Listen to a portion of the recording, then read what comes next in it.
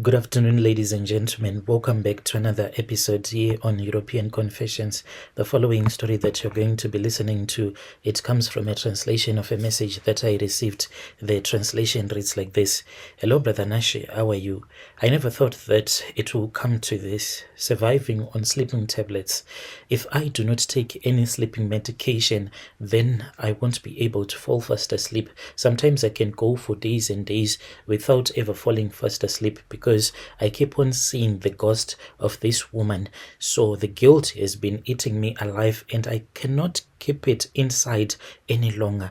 And this spirit, it keeps on telling me to return back to Zim, to go to her people so that I can confess to them everything that I have done, to come clean about the terrible lie that I lived, everything that I did to her, all the way that I cheated on her, and I have to go back to Zim to confess the pain that I caused because she said that she did not deserve any of it, and I agree that indeed I have caused so much pain to someone who did not deserve any of it. A few years ago, I was in a rough spot. Life had not gone the way that I had planned.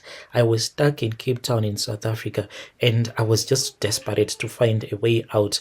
Then I started working for this other South African lady who had her own boyfriend. So she was like a mistress to this rich guy who had a lot of money. So I used to do some piece jobs at her house. I would come, then I would clean once a week her yard, mow the lawn, and do whatever. So there was this other day when I was busy working. So I am someone who really does not like to wear underwears. I just wear like a boxer short. So when I was busy working, then I felt my manhood, it was like getting erect, and then she saw me because it was popping out since I was just wearing a short. So when she saw it later on, she told me that she wanted what she had seen. So I started dating and sleeping with that elderly woman. That was when I thought that it was a better idea to sleep with women that were married to men that had a lot of money, those women that were desperate. So I kept on doing this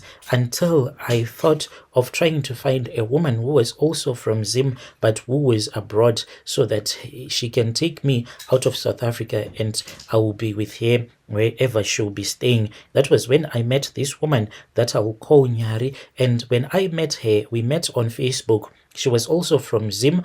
I purposefully started joining groups, Facebook groups of people that are in the UK, in Europe, Zimbabweans in the UK. So whenever I'll be in that group, I kept on targeting women that I saw as if they were desperate for love. I was so excited when we started talking, and then she had been living in the UK for the longest time. And when we spoke on WhatsApp, she had the kindest heart that I had ever known. We met online, and from the start, I could tell that she was someone that was special, loving, and full of hope, despite the challenges that life had thrown her way. She told me that she was suffering from cancer, but I did not see her for who she truly was. When she told me that she had cancer, I saw an opportunity. She had been diagnosed with stage 4 cancer, a fact that she shared with me early on. She was scared, vulnerable, and in need of support. I then started playing the role of a perfect man, but I was just lying, caring as if I really cared for her, saying all the right things. I always told her that all those that were around her, they were wrong. She was the one who was always right.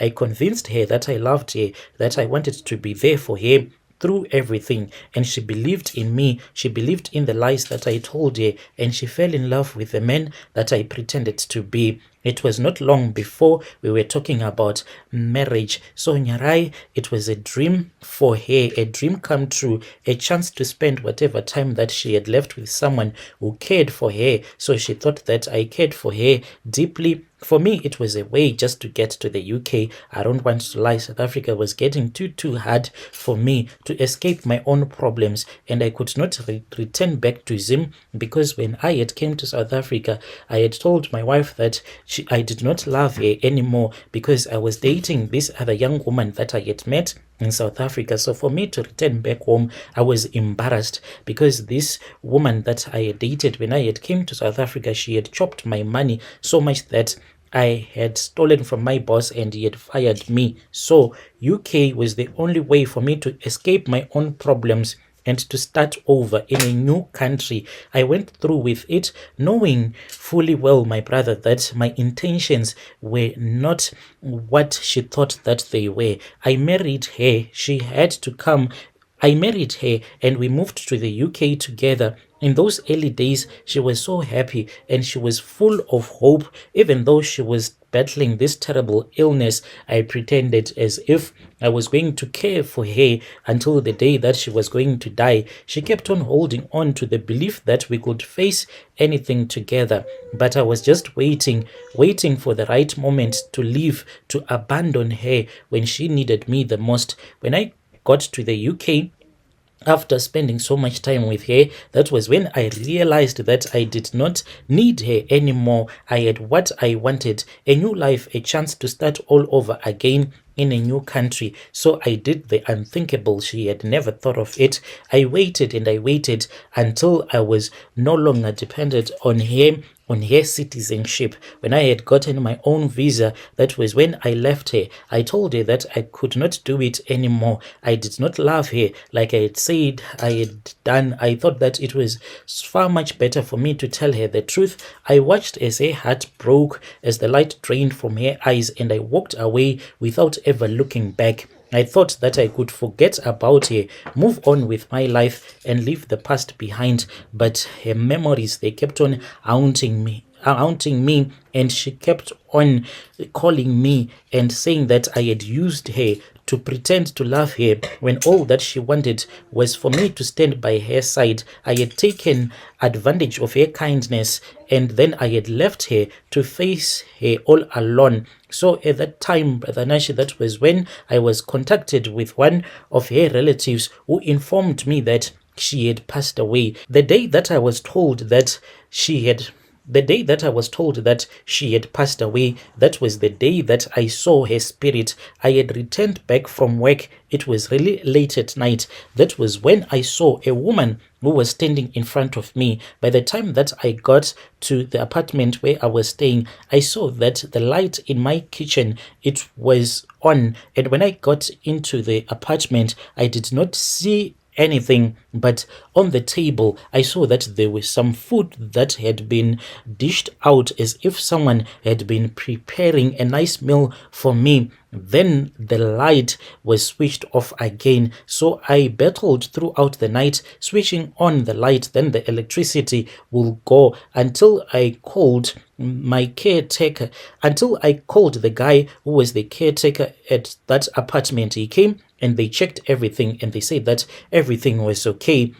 With time, that was when I started to see her like if I would be looking at myself in the mirror. I would not see myself, but I would see her spirit, and her spirit has been troubling me. As for now, I have since communicated with this other man who is a Muslim man, but he is from Malawi. He has given me some prayers, so I am regularly reciting these prayers from the Quran, and at least when I recite these prayers, then her spirit will just stop troubling me. But most of the times, after I would have recited those prayers, I'll see a spirit again. So for me to fall fast asleep, I have to constantly be taking this sleeping medication. I have so much guilt in my heart, and she is telling me that she wants me to return back to Zim so that I can inform her relatives that when she died her heart was broken, and she wants me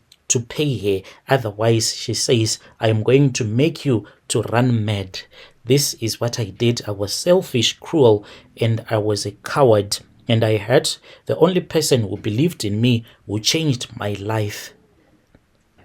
Dear listeners, right there was a message that was sent to me by one of our dear brother. That was a translation of his message that he sent to me.